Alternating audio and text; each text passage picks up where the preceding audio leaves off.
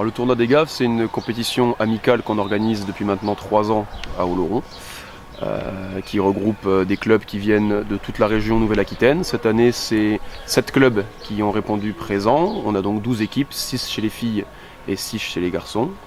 Le tournoi regroupe des équipes de la catégorie moins de 15 ans, donc des jeunes de 13-14 ans.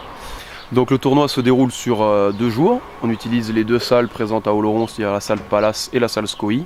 Le samedi, nous avons eu les garçons à Palace, les filles à la salle SCOI. Et aujourd'hui, dimanche, nous avons regroupé tout le monde pour les phases finales. Donc les jeunes qui viennent de loin ont dormi dans les campings des alentours, ce qui est l'occasion aussi de faire marcher les établissements oloronnais.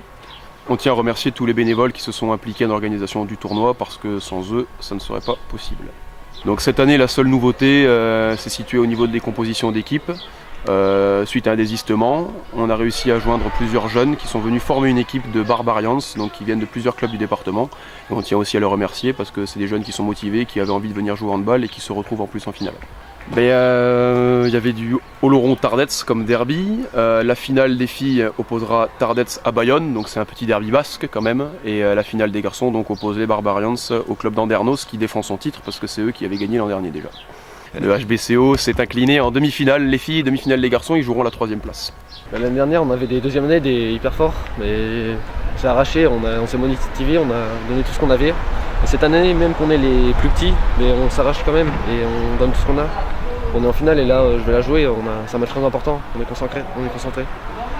L'année dernière on a ramené la coupe au club et là on vient de la remettre en jeu, on l'a amenée dans le camion. Et là elle est là-bas. Et on va essayer de la ramener à la maison. Il faut être concentré, une heure avant, on va au vestiaire, après on s'échauffe, il faut bien s'échauffer physiquement, c'est le plus important. Il faut monter en feu de plus en plus dans l'échauffement, il faut monter de plus en plus.